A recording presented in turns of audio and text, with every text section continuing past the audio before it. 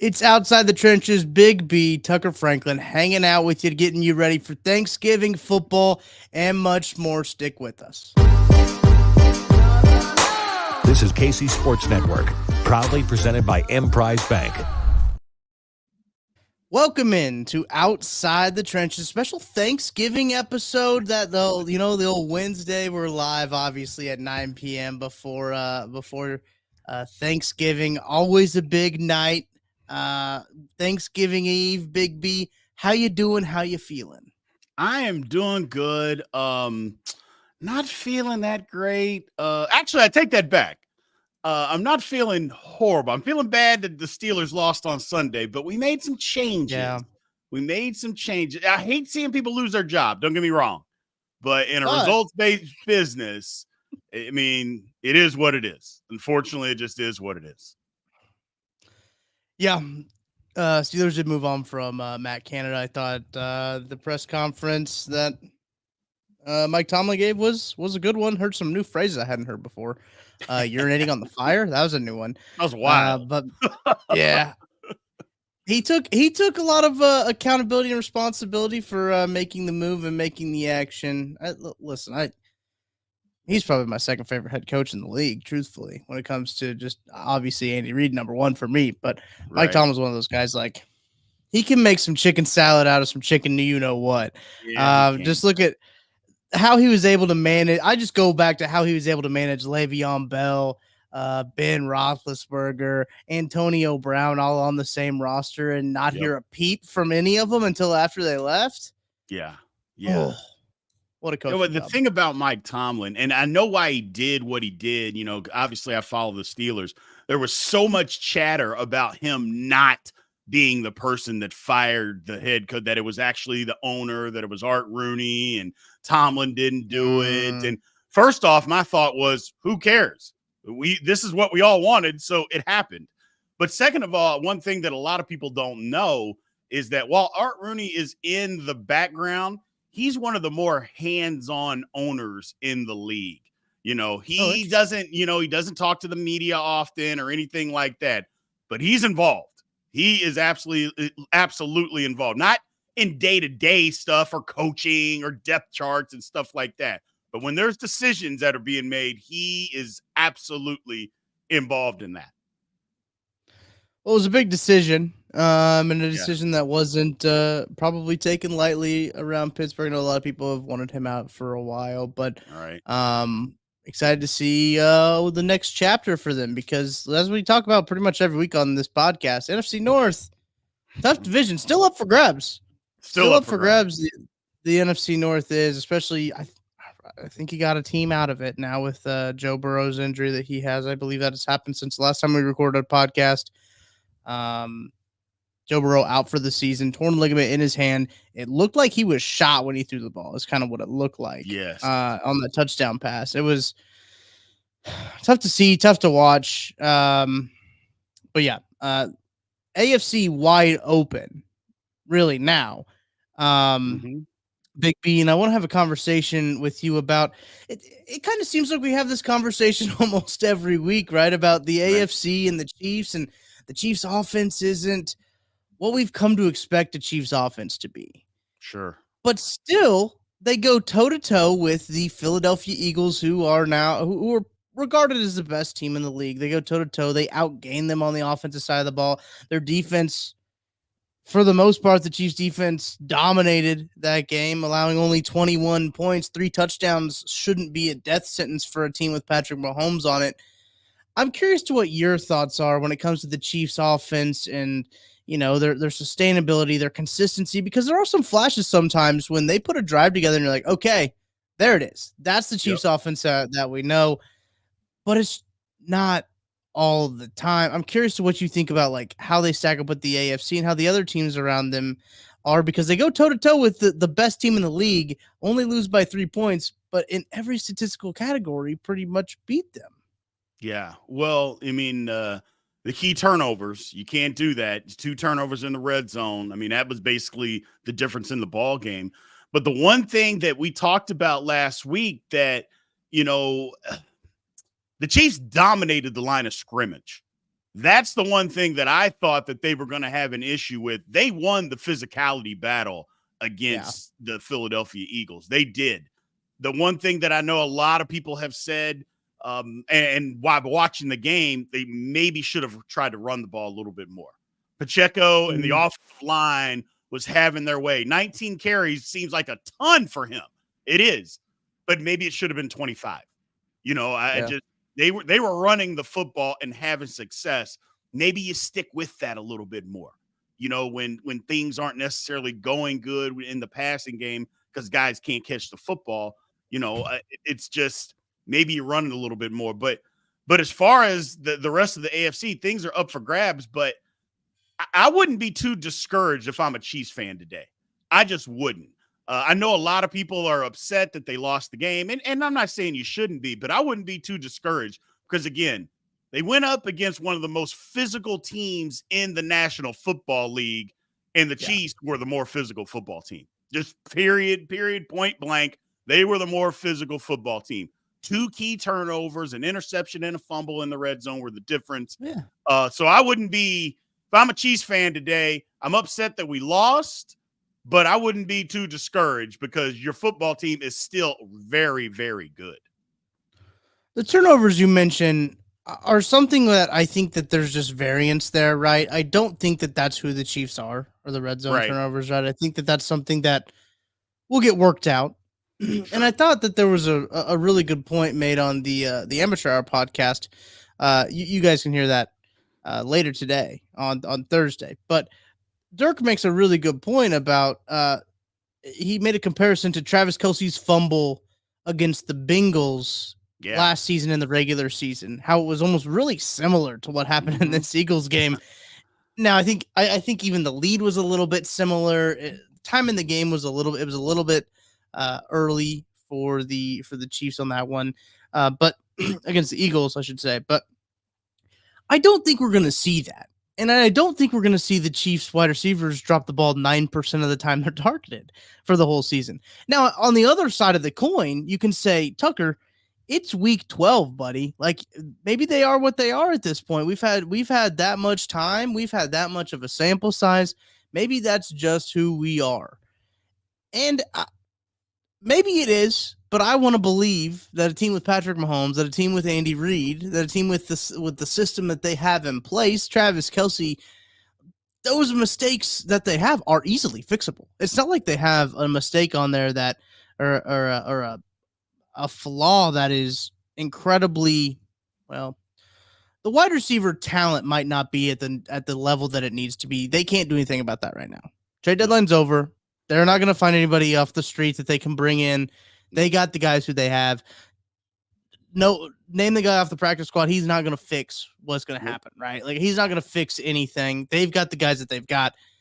I don't think that the drops, and if the drops continue, the drops continue. But if you just look at like the law of averages, right, they're surely going to go the other way just because of all of, the drops they've had so far this season.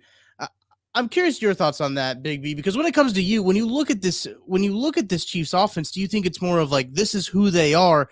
They've shown this for 10 games, 11 games now. That's who they are. Or do you think it's going to be something that's kind of high variance and it's just shown itself a lot early on in the season? I kind of think it is who they are. I mean, it started the very first game of the season. I think that you can get out of it. Don't get me wrong. It's kind of the case of the yips per se. Obviously guys are in the National Football League. So they're not accustomed to just dropping all these passes. Otherwise they wouldn't be in it.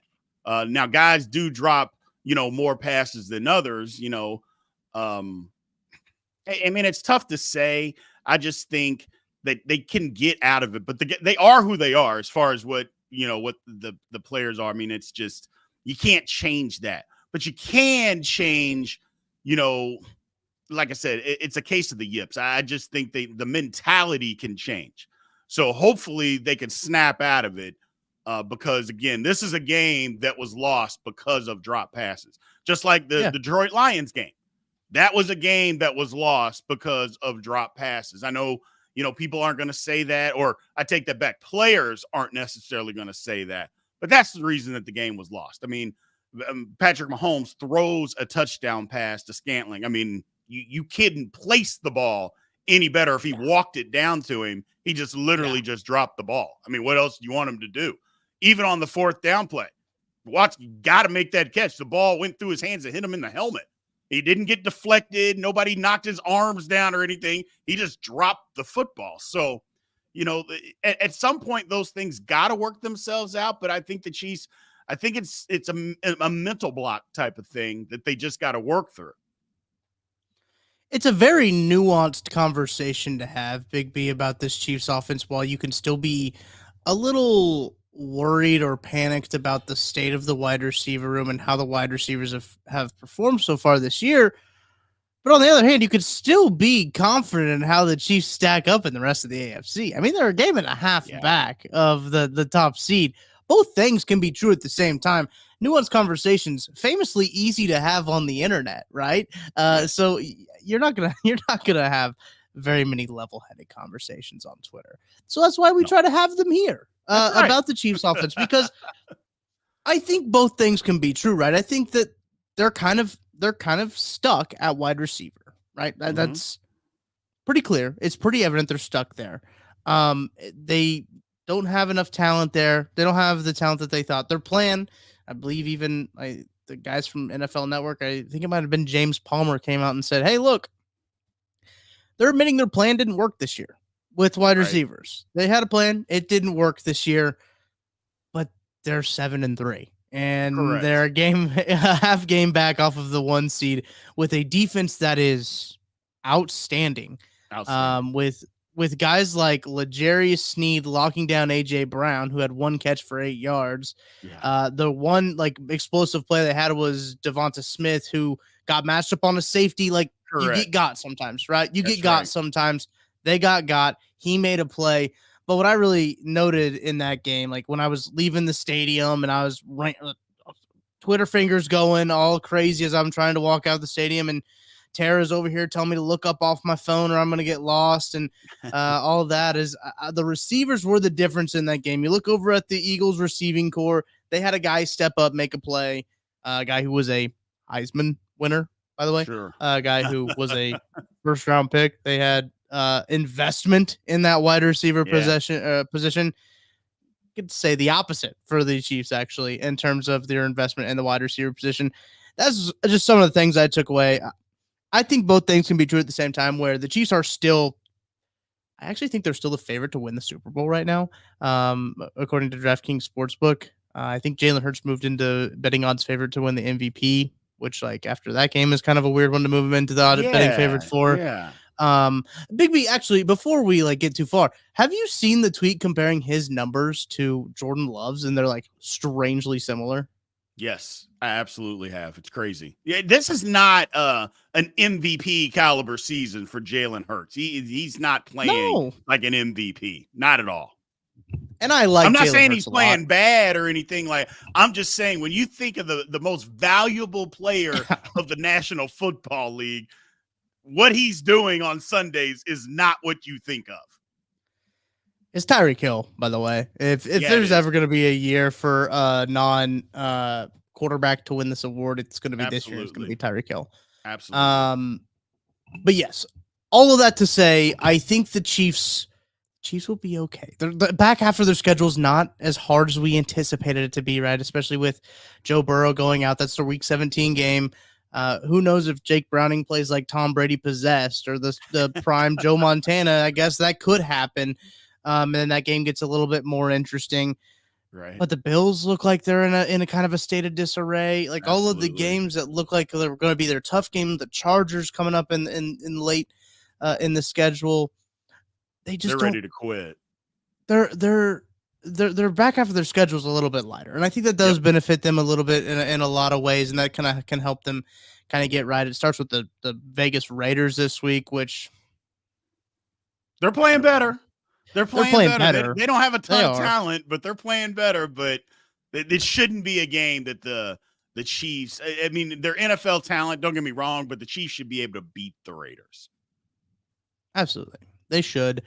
And if there's ever a game, ever a team ever a matchup for Andy Reid to show, okay, yeah, we're fine, it's going to be against the Raiders. That's Like, right. it's going to be, yeah, we're going to break out the A script for a game. We're done doing this like B and C script. Let's break out the A script, show you what we're about, and then tuck it back away until, the divisional round. That's right. And then we'll move on. But I think that the wide receiver conversation has been dominating Twitter, been dominating really the NFL space, I think, for a minute now when it comes to just the Chiefs and how they stack up in the AFC. I think they're fine when it comes to like the AFC playoff race and everything like that. There's some guy on Twitter from like Denver talking about how the Broncos were only 2 games out of the West now, but that would require for the Chiefs to lose to, or I think the Broncos would have to win out and the Chiefs have to lose 3 or something like that. And you start to look at the Chiefs schedule and you're like, 3 games out of these might be tough for the Broncos. But let's take a break, Big B. When we get back, let's talk some Thanksgiving football. Because again, we got some good games this week. We got some good games on. We got a Black Friday game. We've got obviously the regular Sunday slate. But Thanksgiving games, 3 games, I believe, on Thanksgiving, a Black Friday game, NFL football, the whole weekend. We'll be back right after this. Thanks for listening to KC Sports Network. Make sure you download our new app. Find it on the App Store or Google Play. Just search KC Sports Network. Big B, you're down there in Dallas. Yep. Tomorrow at 3:30, the Dallas Cowboys are hosting the Washington Commanders, which, by the way, didn't know this until today, that Sam Howell leads the league in passing yards. Yes, he does. Wild. Yeah. How are the vibes down there in Dallas? They're feeling good. I tell you, people are feeling good right now about the Dallas Cowboys. But this is kind of par for the course for them. Come out of the gate, you feel a little good, you maybe stumble here or there, and then they kind of hit their stride. I said, but they kind of have navigated their schedule. I mean, if you look at the Cowboys' schedule, the Eagles got to keep playing. And the Eagles' next 4 weeks are tough. Well, the Cowboys, they kind of manufacture. They've got some tough games still coming up towards the end of the year. I said, but they're feeling good. Cowboys fans are feeling good about the Cowboys right now because the defense is pretty much, for the most part, except for 1 or 2 games, played good all year. And they're starting to be more aggressive on offense. And Dak Prescott is playing some of the best football that I've ever seen him play since he's been in the National Football League. It's been pretty up and down, I think you could say, for the Cowboys. Cowboys should have beat the Eagles the other week. They probably should have hung on to win that game. I do love it seems like they try to make it an NFC East game every time it's the Cowboys Thanksgiving game. Haven't seen yet what jerseys they're wearing, if they're wearing the old school, like the blue tops with the white shoulder pad, Right. like the white shoulders. I like those, big fan of those. But yeah, if we've learned anything about this year of NFL football, expect the unexpected when it comes to games like this. The Commanders have played the Eagles really tough this year, and the Commanders have played the Eagles pretty tough the last few years. Mm-hmm. And I always find that very interesting. Like, they're a divisional team, right? These teams are built to beat the other teams in their division. Like, they're built to match up really tough against the Eagles, against the Cowboys. So I'm curious to see how that stacks up on tomorrow on Thanksgiving, because that's going to be a good one. I always love to watch that one while I'm eating.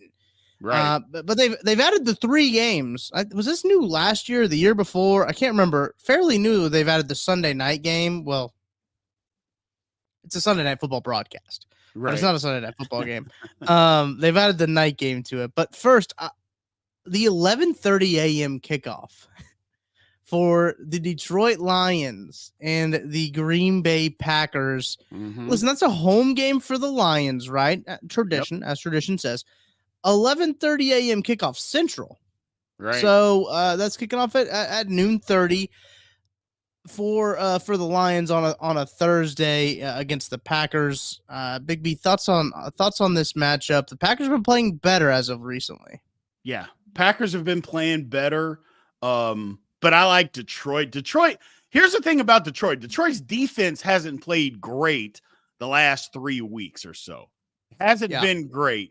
Their offense is still kicking, but that's the fear that you're hearing, the buzz around the league, is that the Lions defense is starting to regress to what it was at the beginning of last year. If you remember the beginning of last year, like the first 8 games, they were giving up like 35 points a game, just getting shredded.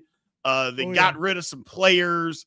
So hopefully they can turn it around, because I'm actually rooting for the Lions. I want to see the Lions be able to do something in the NFC this year.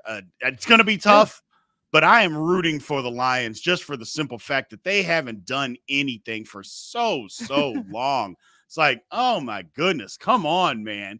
At some point they got to make it. Now, I don't think they're going to make it to the Super Bowl this year, but NFC Championship game. Right now, they got the inside track to the number 2 seed, and they're right behind. Now, they're going to have to. The Eagles are going to have to lose a few times, but if you look at the Eagles' schedule, it's possible. It's possible. But the Lions, I think, should be able to handle the Packers, even though the Packers are playing better. Their secondary isn't great; it's a little beat up. I think the Lions may roll in this one. I think so too. The Lions are a fun team to cheer for, especially how Dan Campbell has that team ready to go. It seems like every Sunday. I love that guy's just attitude and everything about Dan Campbell. Man, that's a football coach right there. But you're right. I'm looking ahead at the Lions schedule. They got the Saints, the Bears, the Broncos, the Vikings, the Cowboys, and the Vikings again. Yeah. What is up with the NFL schedule makers doing all of these twice in 3 weeks? I have no idea. It's mine, but I can see twice in a month. I get that. Okay. But doing the whole twice in 3 weeks, that's crazy. It's just, I mean, what are we doing here, man? Spread the games out some. It's ridiculous. Who was I looking at? I think it's the Cowboys. I think the Cowboys have the Giants. No, the Giants have already played. No, they've played them already. They've played them already. They've played their twice. There's one team that I've looked at the schedule at for a few times, so maybe it's the maybe Chiefs it's the definitely Bills. did it. The Chiefs did. Maybe it's the Bills I'm thinking of. Have they played? No, because they've already played Miami and the Jets. It's somebody who plays the Giants. Who would play the Giants? It would be probably an NFC East team, especially if they're playing twice. Maybe it is Philly. Does Philly play the Giants twice in 2 weeks? Let's look it up. This is what the live show's all about right here. Live, they do. Yes, it is Giants, Cardinals, Giants on Christmas, and then they play the Cardinals on the 31st and January 7th. Against the Giants. Why our NFL schedule? Here's the deal. I don't know if you've seen the commercial that the NFL keeps trying to push out there. They're like, look at AI came out with so many outcomes for this NFL schedule. This is why. AI. Yes, that's right. You need a real human being to look at it. You've lost the human touch. Yeah, it seems that way. It's crazy. God, there's 3 teams. So there must be 4 teams then, technically, if we're looking at it like that, or 3, 6, 9 teams. So I don't know. I think that's crazy when you look at it. But also the Eagles have a tough game this week against the Bills, and I don't know if it's because that'll be a letdown game. It is at home versus Buffalo. We'll see how that all shakes out. But let's go to the Sunday night game, because I think this one's really interesting. When you talk about this, I keep calling it a Sunday night game, Big B. Thursday night. Yeah, I get it. Amazon doesn't have this Thursday night broadcast either. Nope. Which is maybe might be tripping me up, because Amazon paid out the ass to get the Friday night game, the Black Friday game. Which what happened? What happened, Big B, to sanctity in this sport? I don't know. I think it's ridiculous that they're doing the Friday night game, man. Leave it. First of all, on this week, it's like the NFL just had to dip their toe in and steal money from number one, from the college games, because I always like the college games that come on. But then the high school games too, because there's high school playoff games that are coming on, that are on, not necessarily on TV, but people are going to. It's like, come on, man, what are you doing here? This is ridiculous. It's unreal. It makes me upset. And I saw there was a tweet from Joe Pompliano or something, some sports business guy. I'm probably butchering his name, so I mean you can correct me in the comments. And he had tweeted out kind of about like the workaround, because there is like a bill, there's like an official law of like the Chiefs, the NFL can't broadcast a game on like Friday after 6 p.m. Eastern time, or like Saturdays after, when college football's still going on. And they're getting around it because they're playing at 3. Yeah, it's ridiculous, Unreal. man. Yeah, it's ridiculous. $100 million, I believe, is what they paid for this. Amazon, and they will make all that money back in advertising, because Yes, they are advertising on Black Friday to people just sitting in front of a screen. So, but this is a 49ers Seahawks, the long-winded way to get to the 49ers Seahawks Thursday night game on NBC with the Sunday Night Football broadcast. Anyhow, this is another matchup that happens again in 2 weeks. The Seahawks and 49ers play in December 10th. So that was the other team I was thinking of, the other matchups. But looking at that, Big B, the Seahawks had a little bit of momentum built up. And especially when the Niners lost 3 games in a row, like, hang on, this could get interesting. Now it looks like the Niners have their swagger back, and the Seahawks are going in the opposite direction, not what they wanted to at this first meeting. Absolutely. They had the lead in the division, and now they've lost a couple in a row. The Seahawks. First of all, Geno Smith is not playing like the Geno Smith of last year. He's back to playing like the guy that was a backup for a decade. You know, he's had some flashes here or there, but Geno Smith is not playing well. Second of all, he's banged up. You know, he's hurt. Kenneth Walker is not going to play in this game for the most part. He's not officially out, but he's doubtful on a Wednesday. When you're doubtful on a Wednesday and you play Thursday, you're not playing. So I don't see any way that the Seahawks can win this football game, especially the way that the 49ers are playing right now. Because the one vulnerability that you think of is that you can run a little bit against the 49ers. That's the thing. You can run the football slightly against them. Not great, but you can. You can definitely throw it some, but I just don't see them being able to protect enough. It's going to be a problem for the Seahawks to compete. I agree. The 49ers also, I don't know if you saw, I'm sure you did see this, Big B. Shaquille Darius Leonard, whatever name he wants to go by, was released. Yes. Also, everything going on with Jim Irsay right now is kind of insane. The dude is saying he's been prejudiced against for being a white billionaire. Like, those words came out of his mouth. Yes. Yes. And he literally said it. I don't care. It's the truth. I'm like, wow. What this world has come to is that I'm just a victim being a billionaire. I'm a victim because I got pulled over for having drugs in my car and can't pass a sobriety test. I'm the victim. Unbelievable. I couldn't believe that it actually said that he said it. Somebody tweeted it or texted me and said that, and I'm like, you're lying. And lo and behold, he then went off on like First Take on like a Twitter tirade. Yeah, saying he was going to sue him, and they didn't even say anything bad. They didn't like attack him. They just told the truth, and it's just like, oh my god,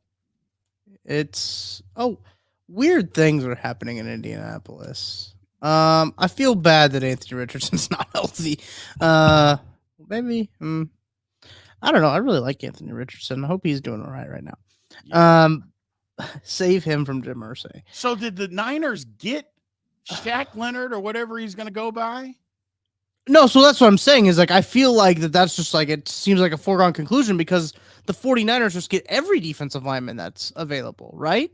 So it's like, okay, so he's either going to go to Philadelphia or he's going to go to San Francisco because those are really your two options. If Jerry Jones had any gumption, They just lost their linebacker for the year.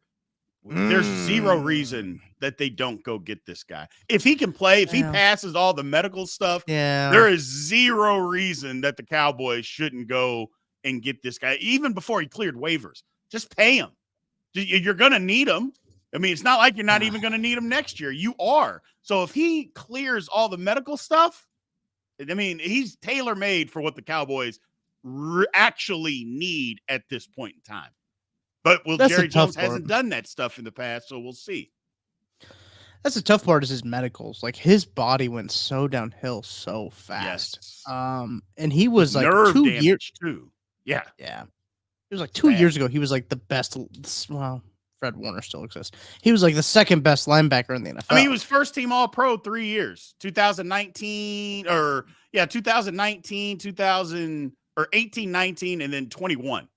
He skipped 20 and 21. I mean, he was a first team All-Pro. So, I mean, the guy was a tackling machine. And then his body just went kaput on him. I mean, nerve damage. They thought it was a foot injury. It turned out to be a nerve where he had to have surgery in his back to fix it, which is crazy. But, it's all connected. So, but if he can pass medicals, I mean, he is a get for anybody that gets him. He's a good linebacker. Very good. He was due like $6 million, right? If he was claimed off waivers, I think I saw. So it's like he was claimed a good amount of money. A team was going to have to commit to him if they were going to claim him for half a year. Right. But I think he'll be on a team. Like, I don't think he's just going to sit there unless it is really that bad. Unless his health really is that bad, I don't think he is just going to sit there, especially if he's okay with signing a vet minimum deal. Correct.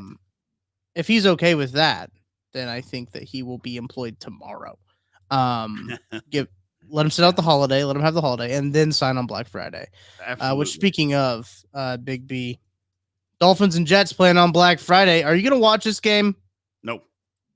I'm not watching Jets football any longer. I refuse to watch Jets football. That's terrible. They're terrible. Tim Boyle's a starting quarterback. So I say that, and I'm a Steelers fan. Offense can't be any worse than what Baby Hands Pickett is throwing out there. It just can't. It can't be any worse than that. So, I mean, I say that, but the Jets. And I think the Jets got their wits in against Buffalo. I think the defense just finally threw their hands up and just said, "This is ridiculous. This is absolutely ridiculous." So I get it. I don't plan on watching that game because the Missouri Tigers play the Arkansas Razorbacks at 3. Ooh. Mizzou. There's some pretty, the Missouri Tigers. Good football team. Number 9 in the country right now. Listen, I saw some people. I know you're a Louisville guy, Brien. Yep. So we can have a little bit of this conversation before I tell the good folks about DraftKings. I've seen some people be upset that Missouri's ahead of Louisville, but it shouldn't. It'll work. It'll work it out. Like if Louisville runs the table, they'll be ahead of Missouri. But I mean, if people look, I'm a diehard Louisville fan. I'm 48 years old. I've loved Louisville my entire life. If you can't watch football and see that Missouri is a better football team or that Mizzou is better than Louisville, then you don't know what you're watching. I mean, that's just the simple facts. Yes, they have 2 losses. Louisville lost to Pitt. Mizzou lost to Georgia by 9, played them well, and lost to LSU.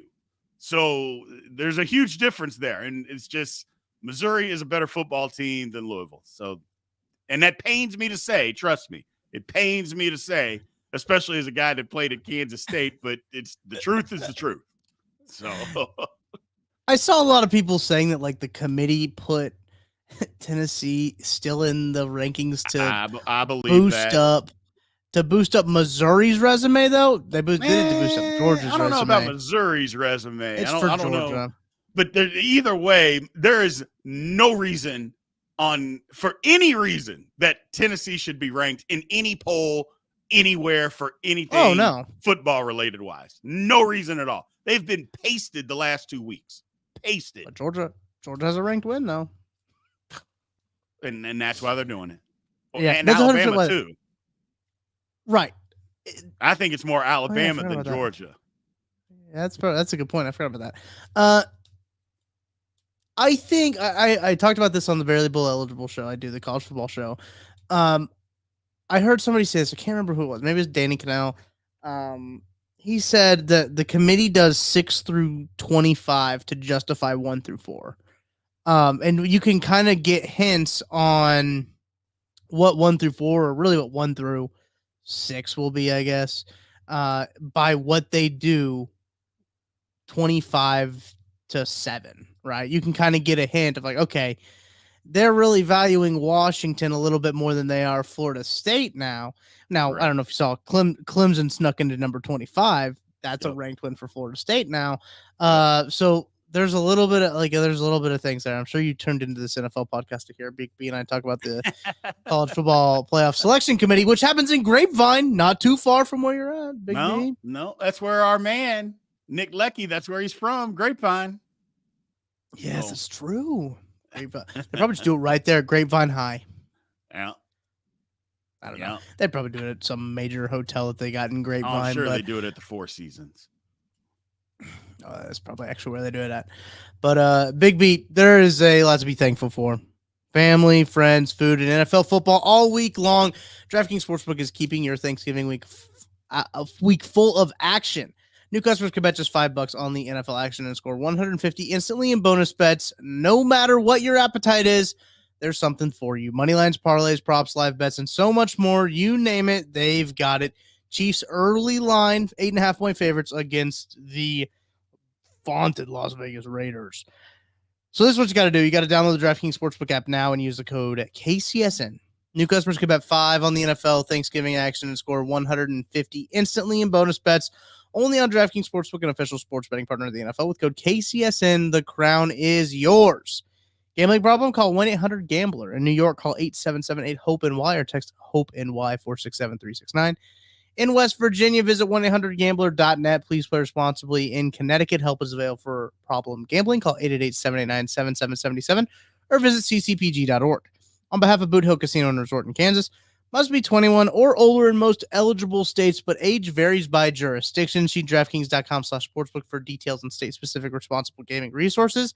Eligibility and deposit restrictions apply. Bonus bets expire 168 hours after issuance. Terms at sportsbook.draftkings.com/football terms. All right, Big B, anything football-wise that we did not talk about that you want to talk about? I don't think so, man. We covered it tonight. We got the Chiefs, we got the AFC, the NFC. No, I think we covered a lot of it, man. I think we got through this thing.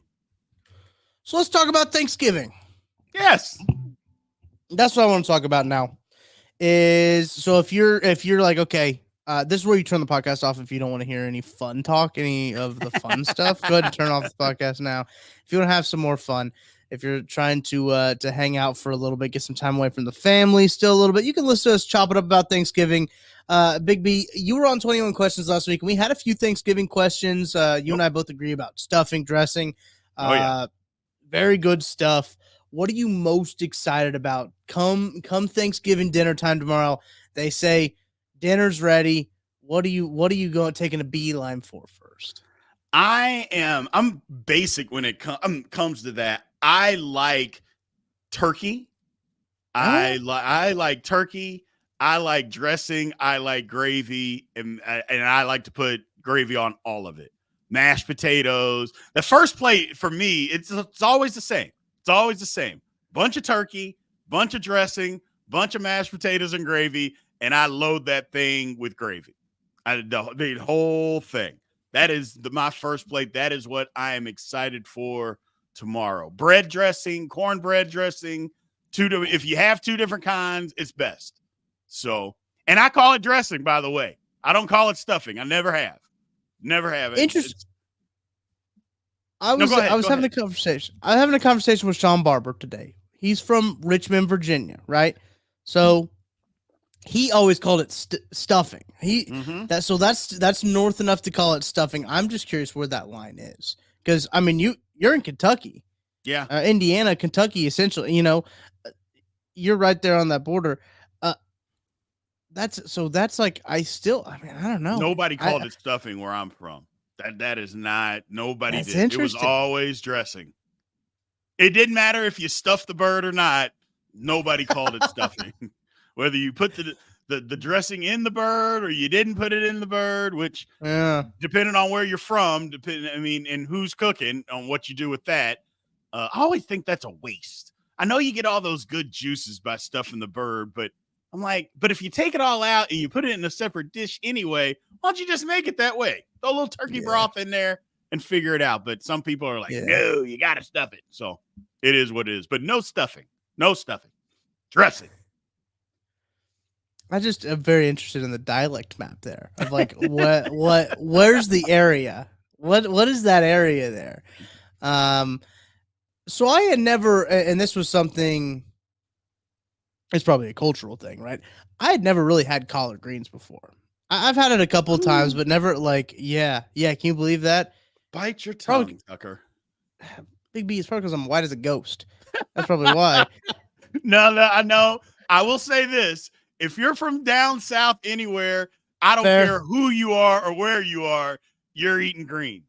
You're eating greens. I don't care. White, black, green, yellow, turquoise. You've had greens before, and you've loved every bite of it. And I think that's probably more accurate because I've grown up in Missouri my whole life. That's not really a Midwestern thing, right? I got you. You got the tater tot casserole. You got the tater. You ever had any of that, Big B? Any of the tater tot casserole? Tater tot casserole. I don't like what it sounds like. That is not something that you're going to get me to eat at any point. It just not for Thanksgiving, man. No tater tot casserole. And all it is ground beef, like cream of mushroom soup. I was going to say, I bet it's probably delicious. I was going to say, I bet it's delicious. It's pretty simple. It's, like at those like church potlucks, right? Like you every now and again, every some of these Sundays, you at the church they'll bring. It's like, hey, everybody bring a dish, and we'll just have it. Usually, always there would be tater tot casserole. You could guarantee tater tot casserole would be there. I don't know if I've ever actually had it on Thanksgiving. I think I probably have. But man, I was talking to Sean Barber about this, and I know for a fact that this is a Midwestern thing. And I know there's no way they're doing this in the South. It's called macaroni, cheese, and corn. So it's not like what you're thinking of, like Kraft mac and cheese and like a can of corn. That's not what it is. It's just like, do you ever have like Jack Stack barbecue? You ever had Jack Stack? Oh yeah. And they got the cheesy corn. They got the cheesy corn. It's like that, but like with pasta noodles in it as well. So it's like it's pretty good. I enjoy it. My grandma made it really well. Like it was one of those things that I can always remember as a kid. A pretty nostalgic thing for me. That's one of my favorite sides, just because it's like you get the sweetness of the sweet corn, you get the savoriness of the cheese. It's one of those things. It's a nice little tango, but I know that is Midwestern. I know no one outside of the Midwest is making that. 100%. Yeah, I've never heard of that as a Thanksgiving meal. Mac and cheese, corn, or whatever. Yeah, no, it's a Midwestern thing. Doesn't mean it's not delicious. Doesn't mean it's not delicious. But no. I'm gonna ask you a question that Sean Barber asked me. Okay. You got yams at the table. You got the candied yams. Do you usually have those? Yeah, absolutely. I don't like them though. But go ahead. I'm sorry. When you see it, when you prepare them, are they like sliced in the discs, or is it like pureed, like a sweet potato casserole type of deal, or like when they're prepared? How is it prepared on your guys' end? I mean, you can buy them in the can. You can do that, and do it that way. That's fine, but not at my family. They didn't do that. They bought sweet potatoes and made it that with actual sweet potatoes, and then cut them up, slice them, all that good stuff. Not out of the can. Random Anton asked in the chat: sweet potato pie or pumpkin pie? I don't really like pie, but if I did, it would be sweet potato pie. I'm not a pie person. I'm a cake person. My wife thinks I'm insane. And most people that ask, oh, you want a piece of pie? I'm like, no, not really. I'm kind of simple when it comes to sweets like that. I prefer cake. I prefer birthday cake over anything. I could eat birthday cake every week. It doesn't. We don't even need an occasion. Just bring me some birthday cake with some vanilla ice cream, and I'm in heaven. I am in heaven.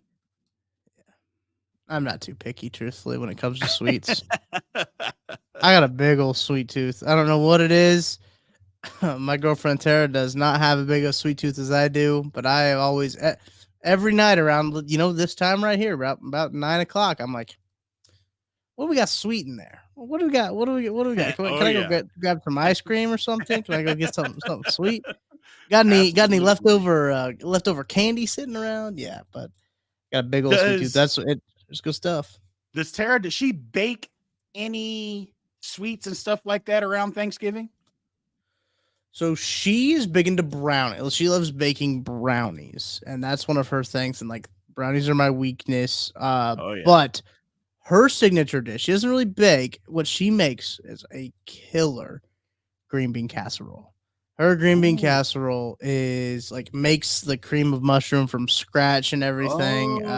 Puts a little bit of puts Swiss cheese in the cream of mushrooms. Little reduction that she makes there. The fresh green beans, cuts them up, and it's we still got some. We got some in the fridge because we had a Friendsgiving last weekend, and I've been eating on it for probably close to a week now.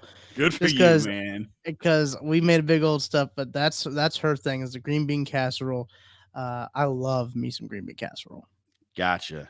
My wife, she makes this thing called gooey butter cake. It's either called that or chess squares, and it's the most delicious thing and it's the greatest dessert that I've ever had. It's better than birthday cake for me. I mean, it is. Anybody out there that's watching, paying attention, listening, either look chess squares or gooey butter cake. It is delicious. You got to get on that if you haven't. It is outstanding. It'll change your life. I'm just telling you right now, it will literally change your life. For the better. That's it. For the better. Good. I need to clarify that. That's it. I'm coming over tomorrow. Send me a spot. I'll be over. You sold me. All right, Big V. I appreciate you hanging out. Any final thoughts before we go? No, the one thing, like I said, man, Chiefs fans, like I said at the beginning, don't panic. Don't panic. Yes, it was some drop passes. Yes, there were 2 turnovers. Just think about that for a second. Toe-to-toe with the best team in the National Football League. At least one of the 3 best teams. The Eagles are definitely that. And if you don't have the 2 turnovers in the red zone, you win. I mean, even if you just have to settle for field goals, you win the game because you dominated up front, which is something that I don't think any Chiefs fan or anybody thought that the Chiefs are going to be able to do, is to dominate the line of scrimmage. And they did that. So I would feel good, actually, if I'm a Chiefs fan, thinking, yeah, we dropped all these passes. We got to clean that up. But, man, if we don't have those 2 ridiculous turn. I mean, Kelsey never fumbles. That's something that he fumbles once a year, and that just happened to be the time that he did.